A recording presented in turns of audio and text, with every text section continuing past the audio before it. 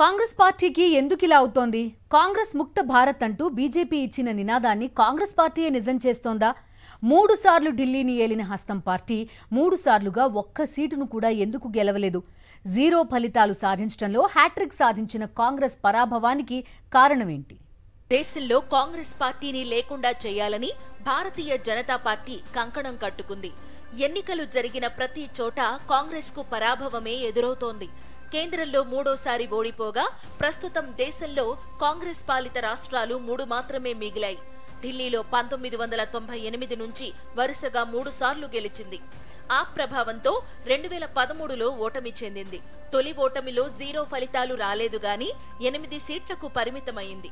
కానీ ఆ తరువాత నుంచి వరుసగా మూడోసారి ఇప్పుడు కూడా ఢిల్లీ అసెంబ్లీలో హస్తం పార్టీకి ఒక్క సీటు కూడా దక్కలేదు. దేశంలో రాష్ట్రాల్లో కాంగ్రెస్ పరిస్థితి నానాటికి తీసికట్టుగా అవుతోంది. ఢిల్లీలో ఎప్పుడైతే ఆ ప్రభావం మొదలైందో అప్పుడే కాంగ్రెస్ పతనం ప్రారంభమైంది.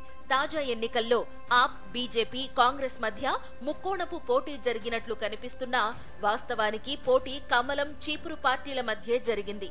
కేవలం 6% ఓట్లతో కాంగ్రెస్ పాతాళంలోకి వెళ్లిపోయింది. ఇక 3 సార్లు జీరో ఫలితాలు సాధించిన ఘనతను మూటగట్టుకున్న కాంగ్రెస్ ఇక ఢిల్లీలో కనుమరుగైనట్లే అనే కామెంట్స్ వినిపిస్తున్నాయి. 2013 ఎన్నికల్లో హస్తం పార్టీ ఓటు షేర్ ఏకంగా 15% పడిపోయింది. అదే సమయంలో కొత్తగా రాజకీయ అరంగేట్రం చేసిన ఆప్ దాదాపు 30% ఓట్లను సాధించింది. 70 సీట్లు ఉన్న ఢిల్లీ అసెంబ్లీకి 2015లో జరిగిన ఎన్నికల్లో ఆమ్ ఆద్మీ పార్టీ 67 సీట్లు గెలుచుకుని చరిత్ర సృష్టించగా మిగతా 3 సీట్లు బీజేపీ గెలుచుకుంది.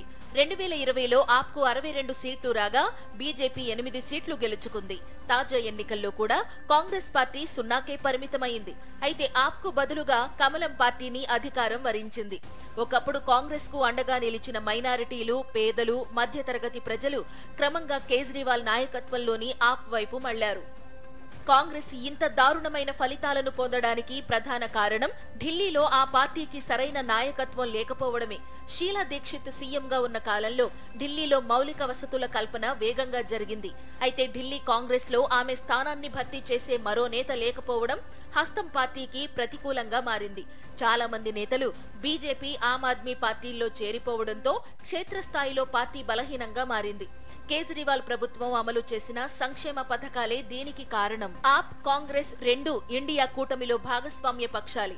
కానీ ఢిల్లీ, పంజాబుల్లో మాత్రం ఈ 2 వైరి పక్షాలుగా మారిపోయాయి. కానీ కొద్ది నెలల క్రితం ఢిల్లీ సీఎం అరవింద్ కేజ్రీవాల్ ను జైలు నుంచి విడుదల చేయాలంటూ ప్రతిపక్షాలు ఢిల్లీలో నిర్వహించిన ర్యాలీలో రాహుల్ గాంధీ సైతం పాల్గొన్నారు. కానీ ఎన్నికలకు కొద్ది రోజుల ముందు ఢిల్లీ లిక్కర్ స్కామ్ లో సూత్రధారులు అంటూ కేజ్రీవాల్, మనీష్ సిసోడియాపై రాహుల్ విమర్శలు గుప్పించారు. 3 రాష్ట్రాలు మినహా దేశమంతా కాంగ్రెస్ పరిస్థితి ఒకేలా కనిపిస్తోంది.